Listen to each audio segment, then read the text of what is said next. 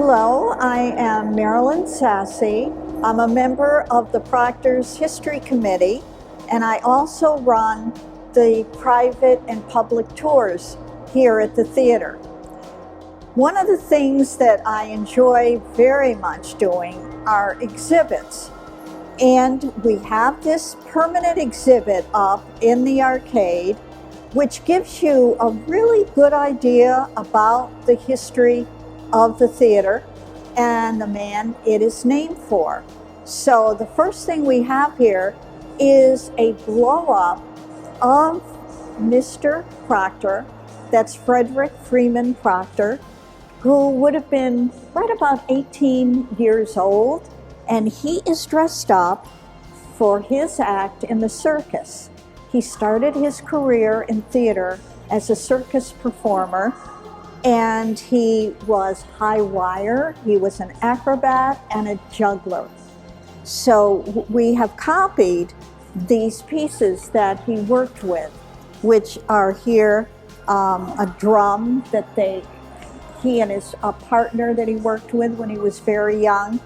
They glued pieces of faceted glass to look like jewels as they tossed the barrel from one side of the stage to the other.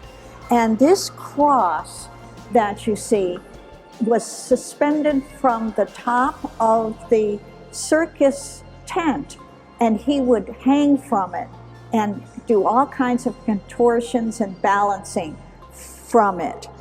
Another piece that is really important is this chair, carved of wood, very elaborately, coated with gesso, and then gold leafed. This is an example of the kind of furniture that patrons could sit on when they went into the main theater downstairs or in the mezzanine.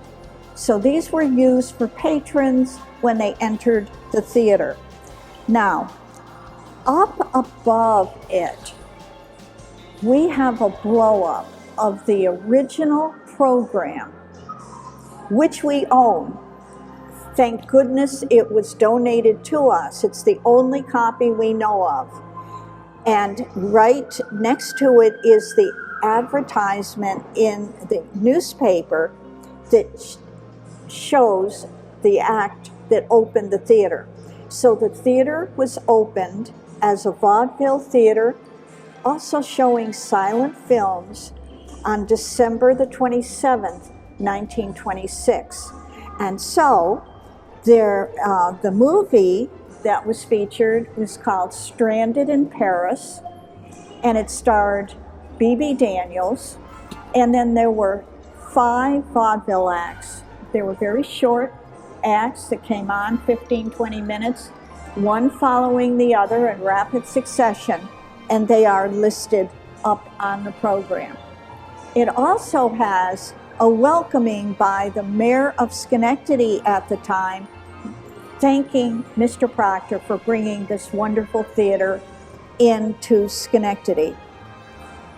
Then what we have next are giveaways. Mr. Proctor loved giveaways, and every woman, this is early on when the theater opened, received a fan. And on the front of the fan are all silent film actresses, including B.B. Daniels, who starred here when the theater opened. If you turn it over, there's all very interesting early advertising from stores in Schenectady. Now, down below it, the gentlemen were not left out either.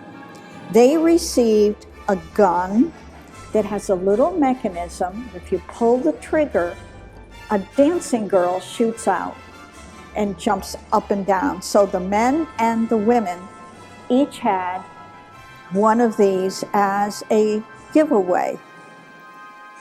And then we have souvenir spoons.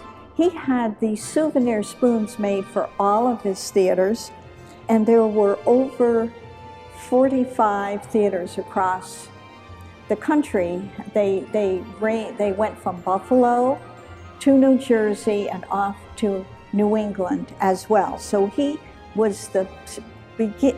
actually was the head of a theatrical enterprise that grew and grew and grew. Here is a portrait of Mr. Proctor. He'd be about 50 years old, right at the height of his career here.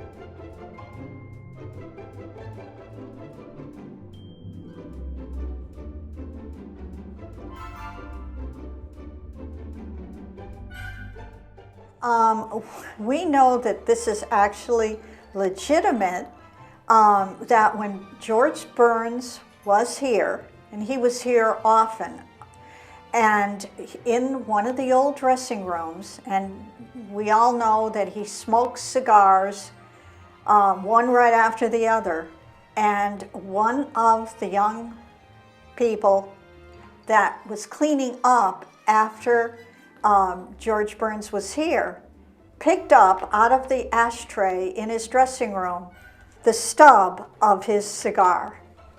And so all these years we've been keeping it in cellophane. So this is the butt of George Burns' cigar. When you arrived at the theater, you could check your coat, and there was a separate checking area for your hats and umbrellas. And one of our donations that we received was this little brass umbrella check that you would have been given, and then you would give it back at the end of the performance and get your umbrella.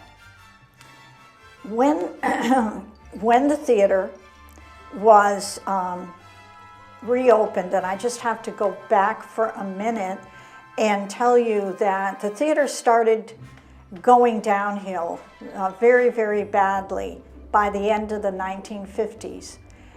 During the 1950s, there were first-run movies shown here every weekend, but very little was going on stage. There were no big shows being brought here. We had local performances. We had ballet recitals.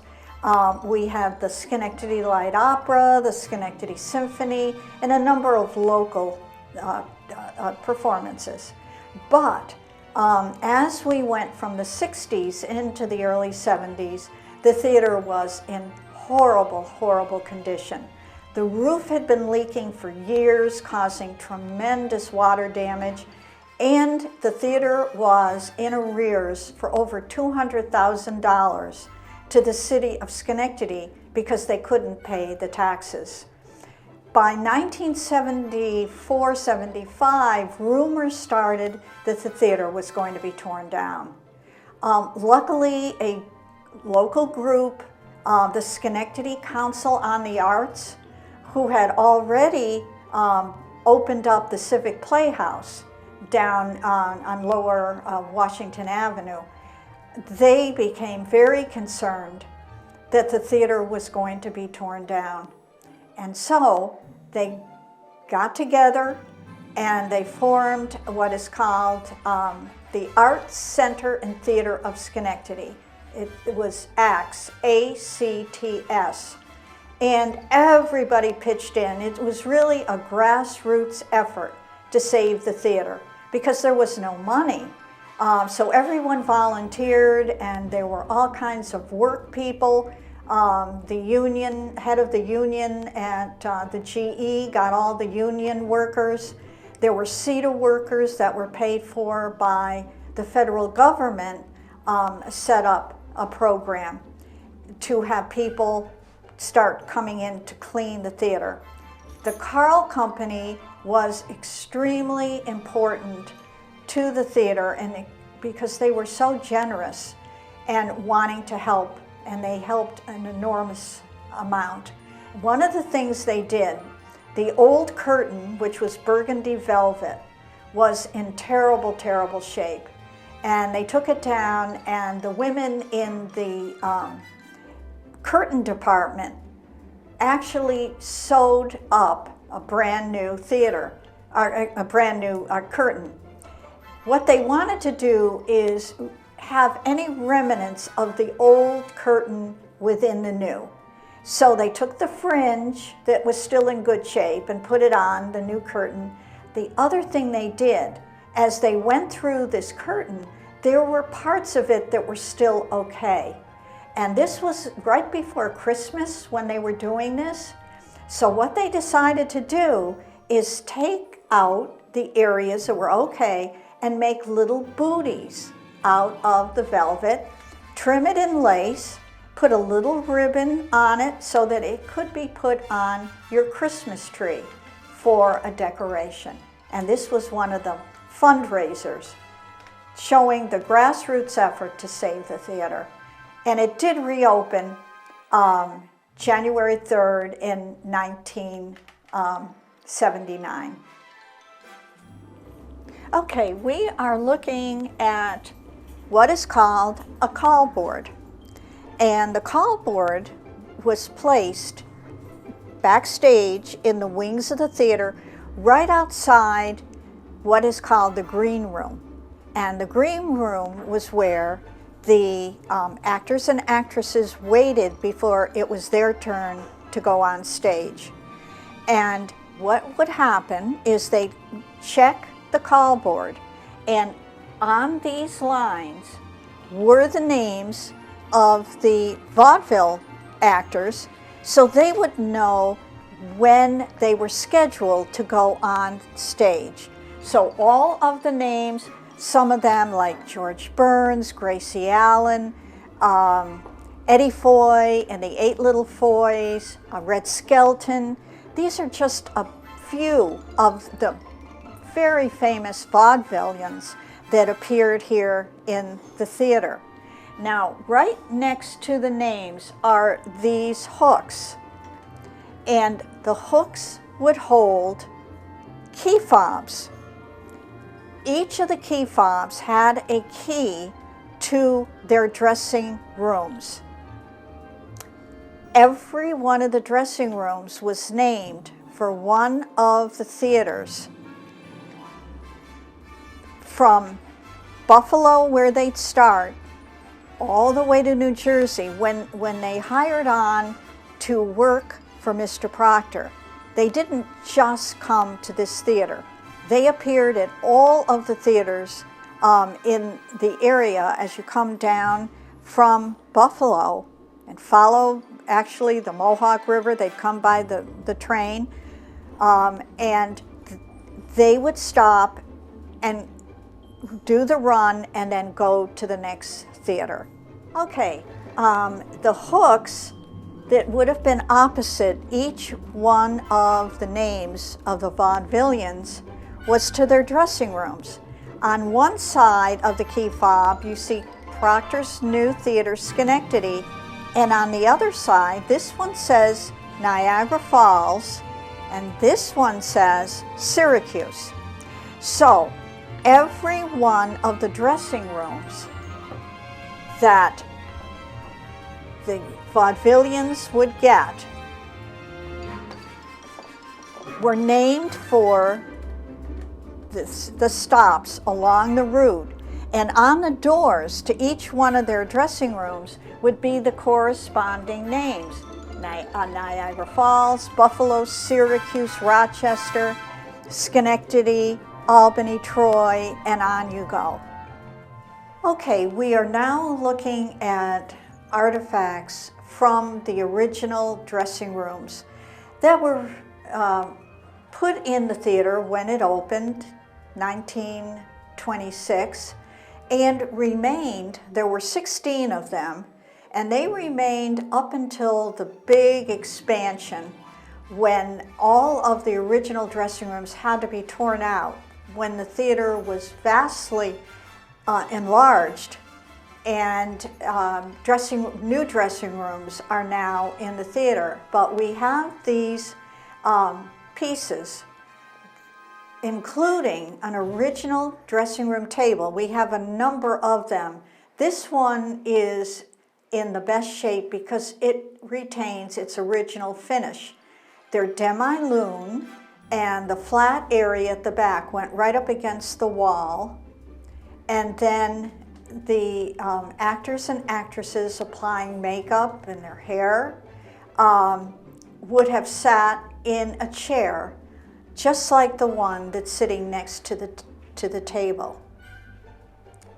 And then next to these pieces, hanging over the dressing room table, would have been mirrors. And here is one of the original mirrors. Again, it is carved and then gessoed, gold leafed over it, and on either side you would have had little early light bulbs.